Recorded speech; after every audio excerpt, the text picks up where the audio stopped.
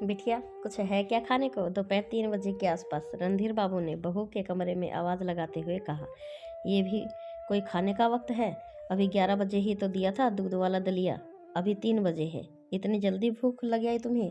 भुक्खड़ ही हो गए हो मिलते मिलते भी। जो रोटी सब्जी बनाई थी खत्म हो गई है। और आपको और कोई तो काम है नहीं सिवाय खाने के। रसोई है या फैक्ट्री जो आपके लिए 24 घंटे चलती रहेगी? मुझे आराम भी चाहिए थोड़ा बहुत। जाइए, शाम को देखेंगे। अभी मेरा मनपसंद सीरियल आ रहा है। कहते हुए बहू ने नज़रें फिर से टीवी पर जमा दी। रणधीर बाबू चुपचाप वहाँ से अपने कमरे की ओर बढ़ गए।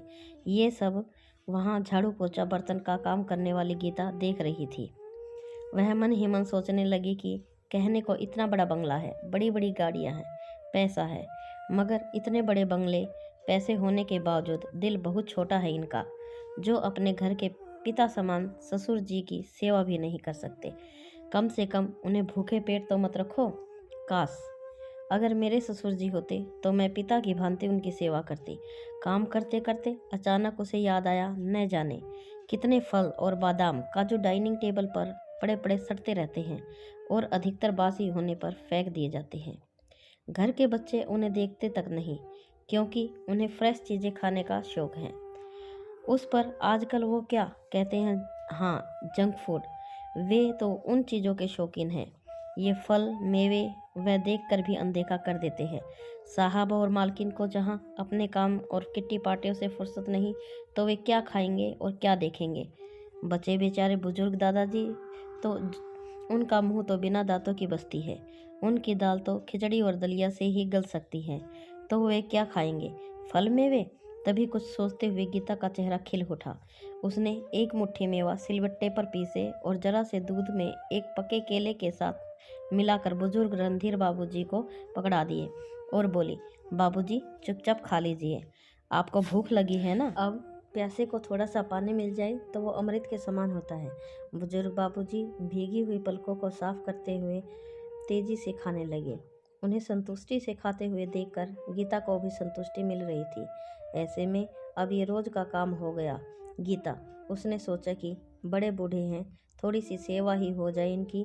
गीता रोज ऐसे पौष्टिक भोजन दोपहर में टीवी से चिपकी हुई बहू की नज़र बचाकर रणधीर बाबू को दे देती। कभी आते जाते बच्चे देख लेते तो सोचते, दादाजी की आंखें कितनी कमज़ोर हो गई है, जो मम्मी की जगह कामवाली से न जाने क्या क्या मांगकर खाते रहते हैं। वहीं दूसरी ओर घर की बहू सोचकर खुश होती कि मेरी डांट डपट से बूढ़े पिताजी काबू में रहते हैं, तो वहीं घर का बेटा पिताजी की सुधरती सेहत को देखकर सोचता कि उनकी पत्नी अपने ससुर जी का बहुत ख्याल रखती है।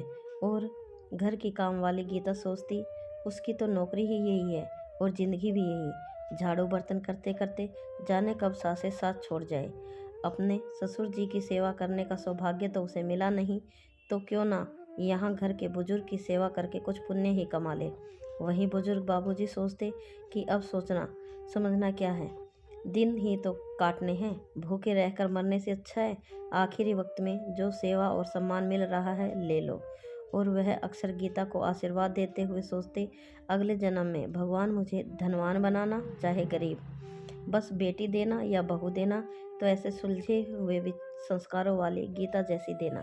शिक्षा, हमें अपने बच्चों को बचपन से ही बड़ों का आदर करना सिखाना चाहिए। उन्हें दादा दादी नाना नानी के साथ समय व्यतीत करने देना चाहिए। पढ़ाई के साथ साथ उन्हें व्यवहारिक शिक्षा अपने बड़ों से ही मिल सकती है। हमें हमेशा उनका आदर करना चाहिए। बड़े बुजुर्गों के साथ समय बिताने से हमारे बच्चे गुणी बनते हैं। हमें ये याद रखना है कि पढ़े लिखे होने के साथ साथ गुणी होना भी जरूरी है।